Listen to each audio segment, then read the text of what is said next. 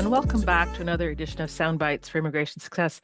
We bring you this podcast series so you can get to know their fellow consultant, hear their story, and takeaways that you can hopefully bring back to your practice. I am so very delighted to have Aileen Farrol with us. Aileen is a longtime friend and colleague, but I'm going to let Aileen introduce herself to you. So first of all, hello, Aileen. Hi, how are you? I'm very good.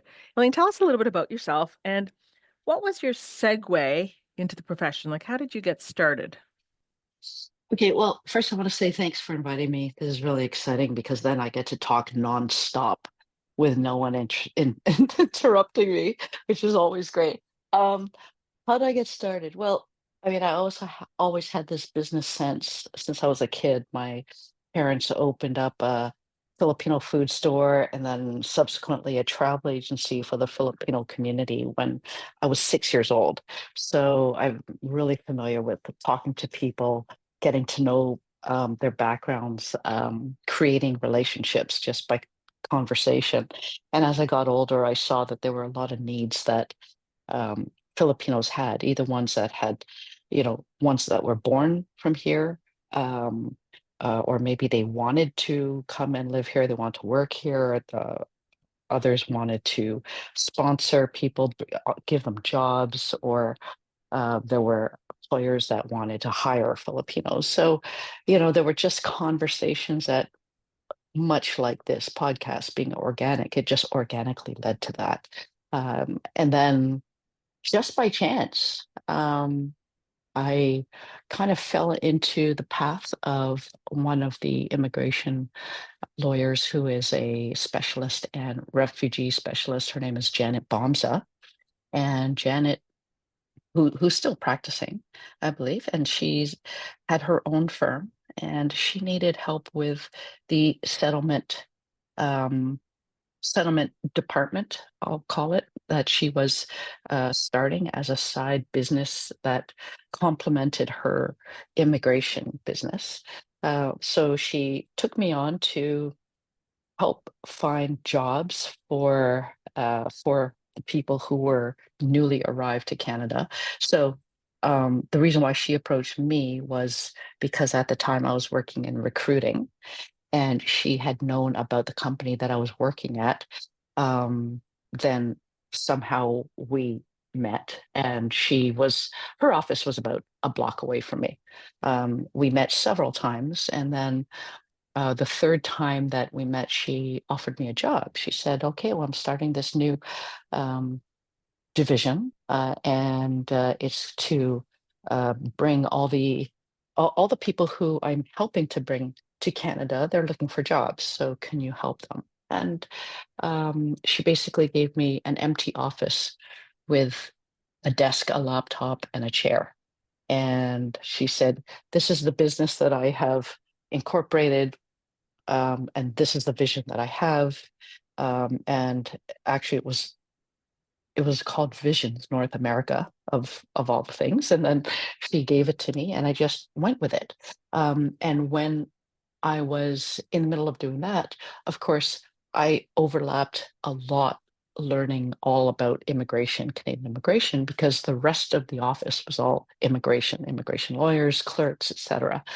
Um, I then slowly got involved more and more with immigration because I would have to call all the all the applicants overseas and have very long conversations to make sure that they were ready for their in-person interviews, which almost never happens now. But then in the late 90s, it was pretty typical that even if you met all the requirements on paper, um, and all the background checks, they would still want to meet you in person. They would send out. There was actually one particular officer. I believe his head office was in Hong Kong, and he was basically responsible for all the interviews in Hong Kong, the Philippines, Vietnam, China, etc. So his name was everywhere, all over Capes. and everyone knew him. Everyone knew what to expect. And that was helpful because we knew how to prepare the clients for their interviews. And then once they got their PRs and they came to Canada, then the next step was integrating them into their communities, helping them with that, helping them get adapted to everything from banking to understanding leases, understanding how to get a car, understanding where to send your kids. Um, and that is, it's it sounds like something pretty simple for us because we're here in Canada or because we're Canadian born, but for a brand new person whose first language is not English, who comes from a completely different culture, it's really overwhelming. So I try to mitigate that for Janet's company. And then I kind of evolved into immigration because I was always there. I understood a lot about what she was doing. She would travel, and I was part of the team handling the immigration files. So from there, I learned a lot about forms, process, procedure, and refusals, right? And yeah, so that was my first exposure. The second Yeah, was, yeah, and then I left after that. I incorporated a company, and then at the time we didn't have licensing to become consultants, but I decided to go off on my own. And um, Monica, were you at my opening? I think you may have been. No, maybe not. No, we hadn't met then. So we hadn't re-met. And for those our we Aileen and I both went to the same high school in Toronto, Parkdale Collegiate. So we knew of each other. We knew yeah, of each other, but not overly well. And we met each other again. Was it the first big CSIC event or CAPIC? I think it it was the was Cape. it was a first CAPIC event, and it was in December of 2004. It Yeah, was and it at was the at Royal Royal York. York. Yeah, yeah. Yeah, Allie and Lanny had organized it. It was a formation of CAPIC. And I was at the registration desk and Aileen came yeah, up and we looked at each other and I said, I know you. You went to Parkdale. But that so yeah, but yeah, scroll back a little bit. You had just left Janet's office. You had started yeah, your own business. But yeah. I know where you're going to say you went, but where did you go next? And at some point you went to Seneca and you took the Seneca course as well, right? Yeah, I heard that there was a licensing course, or at least a certification course. Licensing wasn't there yet. And I went to, I guess yours was the first wave, Monica, and maybe mine was the second or third. I can't remember. Mm, Um, I was going I through Seneca College. no, I might have been I was the first year that ERPA came in, and that's what drove me to take that course because I wanted to be Okay. updated on ERPA. So I was Yeah. 2002 and 2003. So I feel like Okay. you might have been the year before me. I'm not sure. No, I think I was, you know what? I can't even remember. Anyway, unimportant. Um, but through there, I met Vilma, Vilma Felici, who's also quite a, you know, she's a rock in the industry. She was the one who taught the program, and every module, there's 6 modules. Out of every module, she brought in someone different, right? The first one was Stephen Green. At some point, Mario Bellissimo. At some point, um, oh, there were like consultants who like, you know what, there were so many people. I'm sorry, I can't remember, but that was a long time ago. And but I did learn an incredible amount of information, a lot of knowledge. Um, the one thing that I did not learn, and um, and I think that this was it was more of Seneca really building a curriculum to get qualified people out there, right? So they didn't really focus, or they didn't focus at all on business and business development, how to market it, how to actually find and retain and clients. It was more of, the ethical professional things of, this is what you're supposed to do. The this is the knowledge you must have in family class, in economic class, in a little bit of refugee law, but there wasn't it's almost like opening a book and saying, you must know this, this, this, Yeah. this.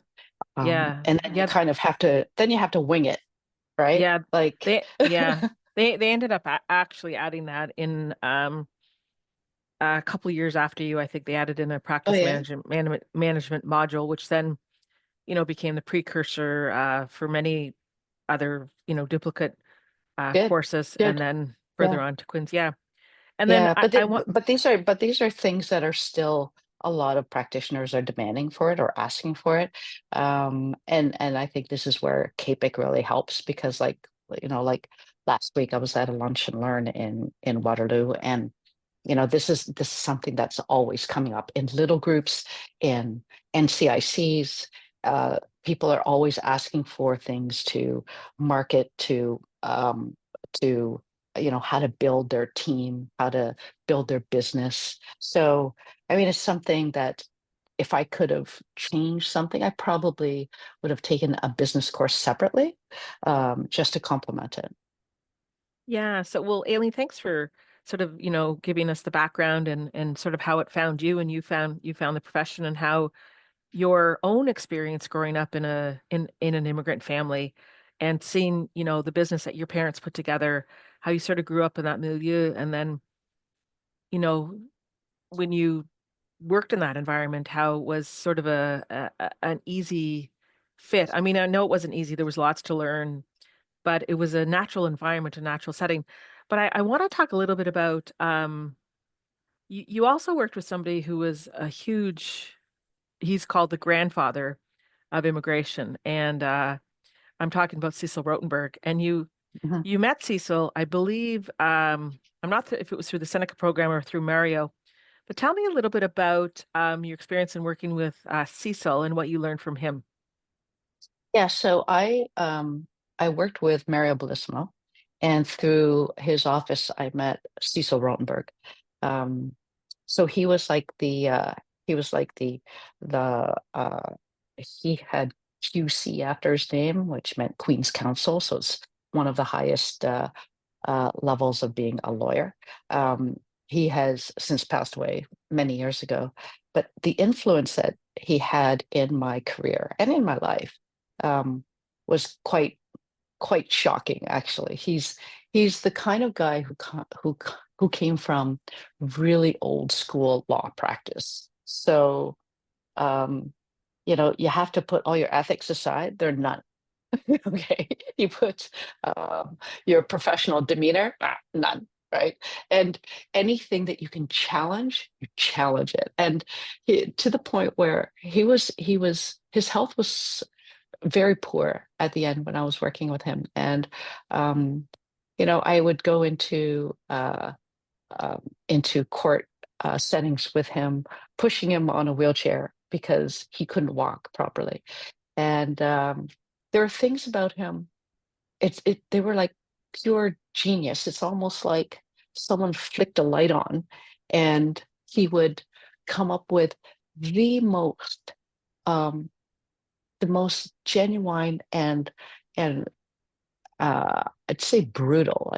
Yeah, because he would come up with something that just summarized the entire argument all in one breath, and then he'd look at me. And then he'd say, and that is our submissions. And then he'd look at me and say, "Was that okay?" So, And then, or better yet, he'd say, "Did I miss anything?" so, and what you mean by like he was old school in that he didn't worry really about hurting your feelings or not. He was just going to go in and put in the argument for it that was needed, or Yeah, if it meant that so you had to have a bit of a tough skin, and you had to be prepared to work hard and go to the grind. Um, so that really obviously set you forward yourself, but it was Cecil's creative genius and brilliance really like it because in the spot he could think of could put something together that maybe nobody else have thought of and win the case or challenge it at federal court or win at that tribunal absolutely, or overturn that refusal. absolutely. So Yeah. so I know you yourself, so in your practice, I mean, I've worked with you on files. We've travel together. And you've taken that same genius and you have the courage to put in your submissions sort of an out of the box parameters. So Yeah, yeah, would you say that's been one of the greatest influences for you? He taught you how to think differently and not be afraid. yeah. So critical thinking, right? Critical thinking and not be, it's not that he wasn't afraid of failure. He didn't fail often. I mean, even if he if he did not win in court, it's not because he didn't win in his submissions. He always won in his submissions. They were pure genius. And there were things that he could use as as baselines for everything else that he would do. If a client ever wanted the strongest representation in any setting, Cecil was the person at the time, right? He wasn't afraid to challenge. He was even not afraid to challenge the entire court system when he found that there was one member who consistently always refused his cases. Consistently. Like he just took it and he basically sent a complaint, a written complaint saying, I've had this case and this case and this case and this case. And I really don't, and I think that it has nothing to do with the cases. It's because she has a bias towards me.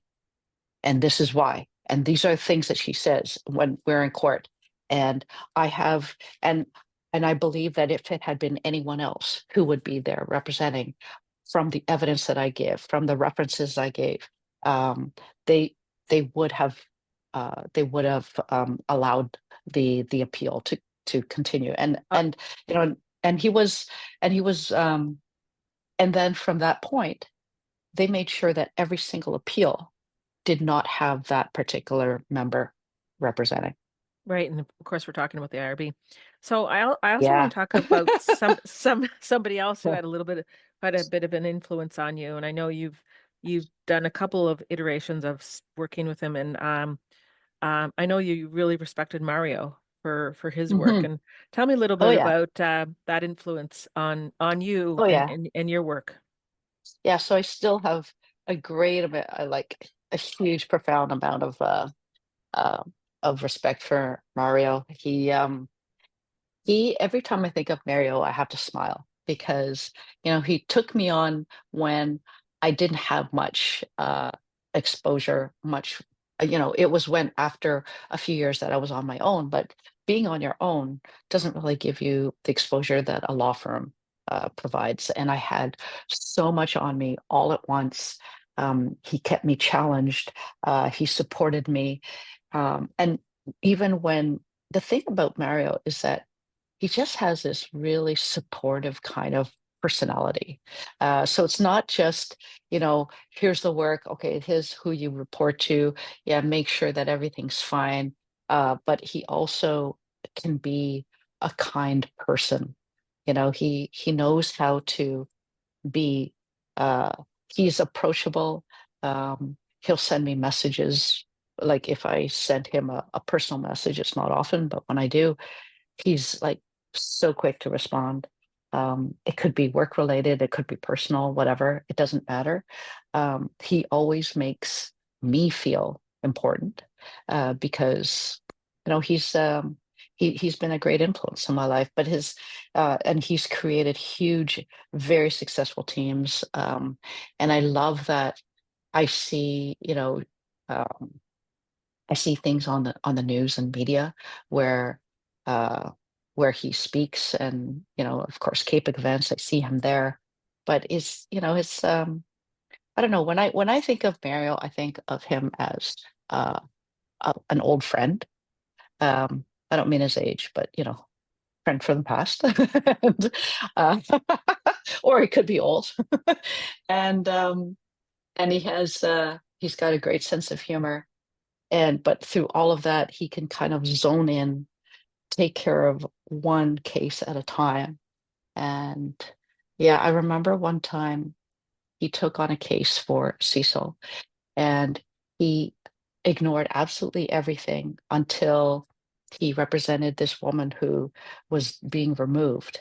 An older Filipino woman was being removed, and I believe, was she deaf or she was blind? I can't remember. It was one or the other. She must have been close to around 80 years old.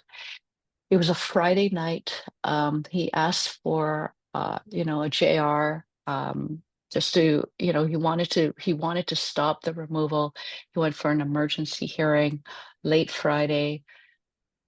Um, they decided to deport her, and for the rest of the day, he just turned off his phone. He was so incredibly, like, emotionally distraught. He just turned off his phone. He couldn't believe that, like, it's a little bit of anger or frustration, but mostly sadness. He's always been a very human person. And that's probably why he's so successful, is that he always puts that human side. It's like, a lot of his talks these days is about AI and understanding, you know, uh, the issues and concerns with AI and why it's probably not as great as most people think. And it's because it's the opposite of him. It's the opposite of human, right? And So, and I didn't mean for this podcast to turn into two chats about them, but really, really, really, I mean, you spoke about two lawyers who have had tremendous influence over you, and you've learned from them, great things, because in those words you speak about yourself, from Cecil, the ability to think creatively, take on those challenges, not to be afraid to take risks. And for Mario, mhm, you have you have your own human side where you really listen and you fight for the underdog. mhm, But what to me is really important, really, this really illustrates, Aileen, is the power of building bridges. In our industry, we hear about the divide between lawyers and consultants, but really, if you look carefully, there's lots of bridges there, and it shows how we can work together and learn from each other. Um, mhm. this sort of brings me to my next question, and you sort of alluded to it, but maybe you'll take it in for you now. You've been in the field over 20 years, I guess, pushing 25 now. Um, what for you has been, say, the biggest challenge, and how did you tackle it or solve it? The biggest challenge. Oh, okay. Um, oof. Okay, so I'll have to say that there are two parts to it. One is loneliness. This is a very lonely business. Um, if you like being alone, if you like working alone, great. But if you're really used to that human interaction on a daily basis, it'll be really difficult. Unless you work with others who are consultants, but then, or maybe you share an office space or something like that. Um, yeah, so it's that loneliness is probably one of them. The second is questioning your trust. I made a lot of decisions. For example, I had an agent in Asia for 16 years. I had to sever that relationship because of uh, I always had a feeling that there were things that he was doing behind my back, and it could have affected my license. It affects my reputation. I could have actually lost my license because of the things he did. Um, but it's almost like I wanted to turn a blind eye because I didn't want it to be true. And when you're in a relationship of 16 years, like, that's longer than any relationship I've had, right?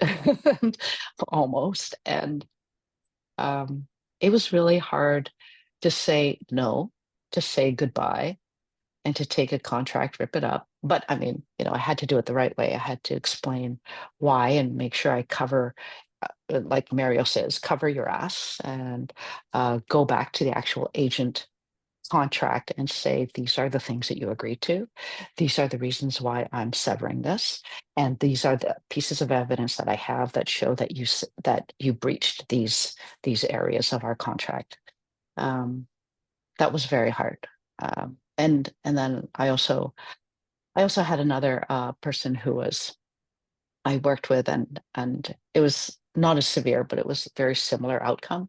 So yeah, in this business, it's hard enough to trust yourself, right? Every day you have to trust yourself with um, the the uh, the decisions you make, with um, the consultations that you give.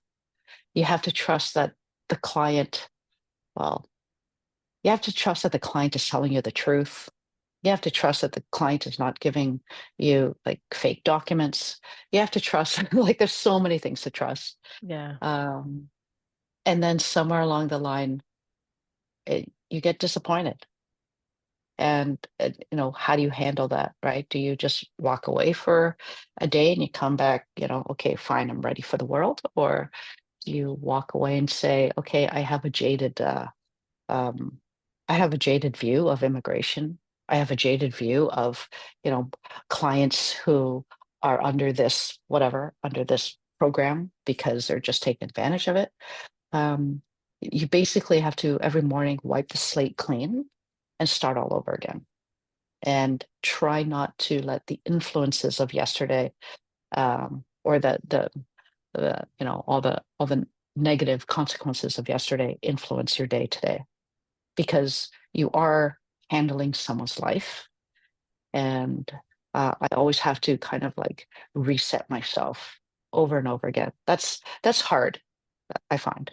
It is hard. And for our listening audience, um, Aileen really does her due diligence in, vetting her clients. Like as much as they're selecting her, she's selecting them. Um, you're absolutely right. And sometimes you spoke about your agent and how that's a relationship that started before pre-regulation and, Hmm. got it all the Hmm. way through. So it's really like a family member. And Hmm. I can remember how difficult that was for you in the conversations that we had. Yeah. And even with some of your clients, you develop relationships with your clients, you get to know them, you know their family. And really it's all on an immigration level. But then when that trust is broken, you discover that they lied to you or they didn't tell you something. And Hmm. sometimes there's good reasons, but sometimes when they really just didn't because it was to their advantage, it is really, Hmm. really hard. So you talk about, having to reset every day. And I guess Hmm. you really have to fight being jaded, right? Because Hmm. if you become too jaded, then how do you best serve your client? I want to talk a little bit about your loneliness. And I think for you, and I don't want to speak on your behalf, but one of the ways that you worked to solve that loneliness was joining your professional association and developing a network and building that, and then building the network within a network. And Hmm. that's why you go to the lunch and learns, and you go to the conferences, and you go to events, Hmm. and you reach out. Do you want to speak to that a little bit? Well, I think that handling loneliness is all about keeping myself busy, right? So I keep myself busy by being engaged, and CAPIC is a huge, like, all you have to do is open that CAPIC door and you can be engaged for the rest of your life if you want to be, right? So that's the nice thing about CAPIC. It has the options. You can go from event to event, or you can get involved with committees or boards. You can even run for boards. It's um, every opportunity is there. But sometimes um, I find that over the years, people, like, this is a when you do things like that, it's all voluntary. You don't get paid to do this stuff unless you're a full-time employee of CAPIC. And I find that everyone has their different reasons for getting involved. Sometimes they get involved because they're lonely like me. Sometimes they get involved because they want to feel important. Sometimes they do it because they just want the attention. Sometimes it's good, sometimes it's bad, depends whose eyes you're looking through. But as long as everyone knows, like, the thing about working together on any committee, and especially CAPIC, is always understanding what your goals are before you go into it, right? It's like, why are you taking this yoga class? Why did you sign up for that martial arts program? You know, what are your goals? Like, do you want to be able to break a piece of wood, or did you want to get your black belt, right? So focus on your goals, if and be honest with yourself, be honest with the people around you. If you're joining something or doing something just to uh just to make um just to have like the people around you, to be surrounded by people for more knowledge, then say it. I mean, that's what these all these events are for. And then the people who want to share the knowledge will automatically attract you, right? If they say, I want to build my business and I want to learn more about the business side, the people who have that business side will come, and they'll come to you. And it's just, you just have to say what it is. You just have to be vocal and honest about it. And part of that is all about vulnerability. So when I am lonely, so I've come to a point in my life where I am so okay with being vulnerable. I am vulnerable enough to say I'm lonely. I'm vulnerable enough to say I made a mistake. Um, and thing about vulnerability is, I find that the opposite, like, I don't know, I kind of think I'm like really wacko when I say this, but I find that it just naturally, um, when you say one thing, the opposite comes back to you, you know? It's like, if I if I go into a crowd and I say, wow, I'm really feeling vulnerable, there'll be someone there who maybe has gone through it and they've overcome it. Maybe there's someone who wants to help me through it. They will approach me, right? So it's the same thing with anything immigration. You put your message out there saying, I need help with this, and it'll come to you. The help will come. But then when you say, uh, but you also have to be grateful, right? Show your gratitude and say thank you, and what can I help you with? It can't just all be a take, take, take kind of world, and that just comes back down to all kinds of bridging relationships, right? You have to be able to listen. Um, like my mom always said, you have two ears, so you should be able to listen twice as much as speaking. But yeah. Um, yeah, no, I really like what you said there, and the role of being part of something, whether what role are you going to take place? You can be a participant, a subject matter expert, a leader, a contributor. So just be honest about it and own it. And Mhm, and mhm, if you be prepared to give a little. My final question really was going to be about, what advice would you have for somebody entering the profession today? Or maybe I'd like to frame it a little differently for you. What mhm. advice would you give to your younger self, all those years ago, 20 years ago? Mm. Well, I didn't have CAPIC yet when I started immigration. Um, would have been nice if I had sought, like, I actually knew Ali Amlani uh, through a conference, but I didn't know anything about his background, or that he had started an immigration association. I probably should have done that. I should have looked into more of what the resources were for me as a Yeah, consultant. yeah. Um, Because we had OPIC back in those days. Yeah, yeah, we had OPIC and ACE, and yeah, fortunately they bonded together right. and created one to CAPIC. Um, what did I tell my younger self? It's funny because I've been thinking about that question past few days, and I've come up with a lot of different answers. But I think, I mean, probably get just, like, as in something differently that I would do. Um, Well, maybe something that you wish you knew, or and maybe for you, maybe it was supposed to happen the way it did, and maybe you really are happy, not happy, but maybe you wouldn't change it because this is how you ended up where you are and who you are. And yeah, and maybe I, that I is the message. Yeah, because you know, part of I think of being human and being vulnerable is accepting what has happened in your life, and just moving forward with it. Um,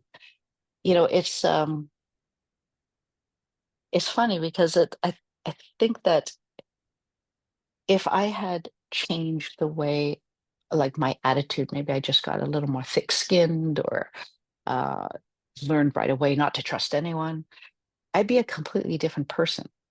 Not just in business, but a different person. I'd be completely negative. I'd probably have like one friend, maybe, someone I had to pay to be my friend, and it's just, I'm actually really happy of how I turned out. Um, I think I could have been kinder to the people in my life. Um, but otherwise, like, I mean, I'm kind now, so, and I'm approachable now. And I think that, I think I've done a lot of good things in my life. You have, yeah. But every day I am grateful. Every day I say thank you. Every day I am unafraid to make an error. And I'm also unafraid to admit to an error. Um, you know, do you remember that episode with Indiana Jones where he's on a cliff and he's the next part of his of his whatever it is, he's in search of the chalice, right? he's Right, he there's this huge um cliff on the other side and he has to get there and he has no idea how to get there, and then right. he takes a handful of like pebbles and dirt Yeah. and he just goes, and then he sees, oh, there's an invisible bridge. You just have to walk across. I know this is my like angelic moment. I'm going to talk about something bigger than myself, but um, but that's the thing, is that just because you don't see it doesn't mean it's not there. And I'm going to say that about a lot of things in your life. And it's something that um, I've always imagined, but I probably didn't have enough faith to know that it really was there until you take that chance of walking where you see nothing and creating it for yourself. And I think that this is something that I've applied to so many things in my life. And that's probably why I'm happy with the choices I've made, right and wrong, Um, because it led me here. and I phrase this question as to maybe what you would have done differently, and we've come you to the conclusion that you probably wouldn't change it because this is who you are. And you've said so many things that a newer consultant can take those words and take them as they start their own career, Hmm. walk where you don't see it and the invisible bridges. Um, Hmm. but you talked about saying how you're pretty happy where you are, warts and all. And I want to say, you are pretty awesome. One of the greatest gifts, we talk about the professional association, and I was a member a long time before I worked inside.